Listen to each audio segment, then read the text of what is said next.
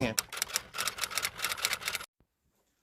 अस्सलाम वालेकुम दोस्तों, उम्मीद करता हूँ आप लोग बिल्कुल खैरियत से होंगे। आज मैं आपके साथ एक सक्सेस स्टोरी शेयर करने जा रहा हूँ। एक दोस्त का जो है वो होटल बुकिंग के ऊपर जो है वो वीज़ा लगा है और उसने मुझे कहा कि जी भाई मैं चाहता हूँ कि इनविटेशन लेटर के साथ वीज़ा अप्लाई करूँ और मैंने उसका पूरा का पूरा प्रोफाइल देखी और उसके बाद मैंने कहा यार आपको ज़रूरत नहीं है, आपका case simple and straight forward है। अगर हम केस को सिंपल एंड स्ट्रेट फॉरवर्ड रखते हो तो आपको वीज़ा मिल जाएगा। मैंने ये नोट किया है पिछले 6-8 महीनों से वीज़ा ऑफिसर ये देख रहे हैं कि अगर कोई भी case simple and straightforward आ रहा है उसको वो वीज़ा दे रहे हैं एज कम्पेयर टू जिस केस को खुद कॉम्प्लिकेटेड बनाया गया।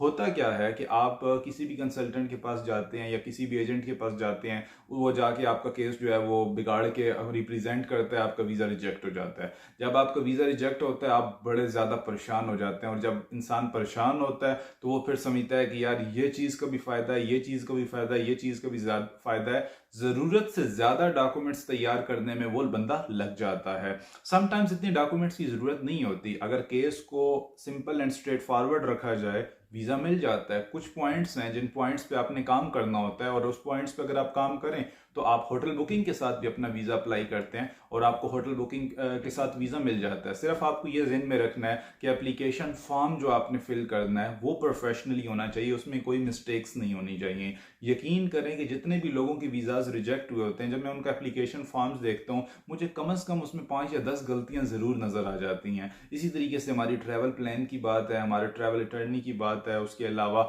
बाकी जितनी भी चीज़ें हैं, कवर लेटर की बात है, ये सारी चीज़ें जो है वो इम्पोर्टेंट रोल प्ले करती हैं वीज़ा अप्लाई करने में। और अगर इन सारी चीज़ों को आप सही तरीके से प्रेजेंट करते हो तो होटल बुकिंग पे भी वीज़ा मिल सकता है। आज उसकी एग्जांपल आपके सामने है। सो दोस्तों, कनाडा के वीज़ाज स्टिल वीज़ाज मिल रहे हैं। ऐसा नहीं है कि कनाडा के वीज़ाज बिल्कुल बंद कर दिए हैं। हाँ, रिजेक्शन रेट थोड़ा सा बढ़ा दिया है, यानी कि जो कमज़ोर केसेस हैं, जिनकी प्रोफाइल अच्छी नहीं है, मतलब अगर सिंगल पर्सन है, उनकी फैमिली टाइज नहीं है या फैमिली है पूरी फैमिली अप्लाई कर रहे हैं, या उसके अलावा फंड्स इनफ नहीं है या फंड्स प्रॉपरली मेंटेन नहीं है या जॉब प्रॉपर नहीं है या बिजनेस प्रॉपर नहीं है या उनके डॉक्यूमेंट्स प्रॉपर नहीं है या उसके अलावा जो है उनका ओवरऑल प्रोफाइल जो है वो कमज़ोर है, तो ऐसी सूरत में of course visa rejection rate बढ़ गया है एज कम्पेयर टू पहले। तो अगर आप अपना वीज़ा अप्लाई करने जा रहे हैं, आप किसी भी लोकल कंसल्टेंट को हायर करने जा रहे हैं, मैं आपको वार्निंग दूंगा कि एक दफ़ा रुक जाएं, ठीक है, और किसी भी अच्छे पर्सन से अपनी प्रोफाइल जरूर शेयर करें। यकीन करें कि समटाइम्स एक बंदे से मशवरा करना आपका वीज़ा रिजेक्शन से बच जाते हैं आप। मेरे एक दोस्त की एग्जांपल है, मुझे तकरीबन 2-3 सालों से फॉलो कर रहे थे और अब बताते हैं कि जी उन्होंने मुझे एक दिन रब्ता किया, बीच में से गायब हो गया, रब्ता किया कि भाई मेरा वीज़ा रिफ्यूज़ हो गया। उन्होंने मुझे अपना रिफ्यूज़ल लेटर भेजा। मैंने कहा यार ये तो तुम्हारी अपनी गलती है, तुमने क्यों वीज़ा जो है वो अप्लाई किया? नहीं भाई वो मुझे किस तरह का बंदा मिल गया था, ये हो गया था, वो हो गया था, और वो उसने अचानक ही मेरा वीज़ा जो है उसने कहा मैं ये कर दूंगा, मैं वो कर दूंगा। क्योंकि मैंने नोट किया है कि जो 2 नंबर किस्म के कंसल्टेंट्स हैं वो बहुत बड़े बड़े दावे करते हैं कि जी हम आपको 100% गारंटीड वीज़ा दिला देंगे, 100% श्योरिटी के साथ वीज़ा दिला देंगे। जबकि जेन्युइन जितने भी लोग हैं वो कभी भी 100% गारंटी या श्योरिटी की बात नहीं करते। अपने एक्सपीरियंस के मुताबिक वो आपके केस को बेस्ट से बेस्ट रिप्रेजेंट करते हैं और at the end visa officer पे होता है।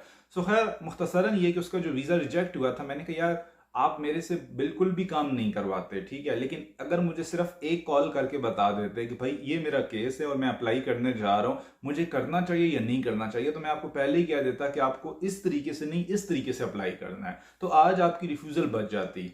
और यकीन करें कि अगर आपकी रिफ्यूज़ल ना होती तो ऑफ कोर्स वो कर सकते थे। लेकिन मैंने उसे कहा कि इसका भी कोई मसला नहीं है, इस रिफ्यूज़ल को हल किया जा सकता है और बड़ा आसान से इसका तरीका है, इसको हल किया जाए। अच्छा, लोगों के जहन में एक और बात भी बैठ जाती है, वो ये कि अगर हमारा वीज़ा रिफ्यूज़ हुआ है तो अभी ये है कि हमें ना कुछ बीच में गैप देना चाहिए, ठीक है, गैप देने से हमारे पास पॉजिटिव इम्पैक्ट पड़ेगा। दोस्तों ऐसा नहीं है।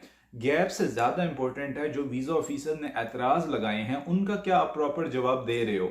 अगर आप एतराज़ात का प्रॉपर जवाब दे सकते हो, अगले दिन आप वीज़ा अप्लाई कर सकते हो, अगले हफ्ते आप वीज़ा अप्लाई कर सकते हो, अगले महीने आप वीज़ा अप्लाई कर सकते हो। मेरे पास ऐसे तो कई दोस्तों की एग्जांपल्स हैं जिनका वीज़ा रिजेक्ट हुआ, उन्होंने कुछ अरसे के बाद हफ्ते 2 हफ्ते 3 हफ्ते के बाद जो वीज़ा ऑफिसर्स ने एतराज़ात लगाए थे उनको जवाब दे के वीज़ा रीअप्लाई कर दिया। और आजकल तो जो ऑटो रिफ्यूज़ल का या वो कॉन्सेप्ट चल रहा है जिसमें ये है कि विदाउट देखे या विदाउट रीज़न के जो है वो आपको वीज़ा रिफ्यूज़ कर देते हैं, ऐसे टाइम में ये सोचना कि जी कुछ टाइम के बाद मैं करूंगा तो थोड़ा सा बेहतर हो जाएगा, मेरे ख्याल में ये मुनासिब नहीं है। But still case to case, profile to profile vary करता है। आप कहाँ से अप्लाई कर रहे हो, आपकी प्रोफाइल कैसी है, और उसके बाद जो है वो आपको करना चाहिए नहीं। सो बाय द वे, जिस दोस्त का वीज़ा अप्रूव हुआ है मैं बहुत ज़्यादा उसे खुशखबरी देता हूँ, और आप तमाम दोस्तों से मैं रिक्वेस्ट करता हूँ कि जब भी आप काम करें सोच समझ के करें, ना ज़रूरत से ज़्यादा करें ना ज़रूरत से कम करें। ज़रूरत से ज़्यादा भी बाज़ औक़ात एक चीज़ अच्छी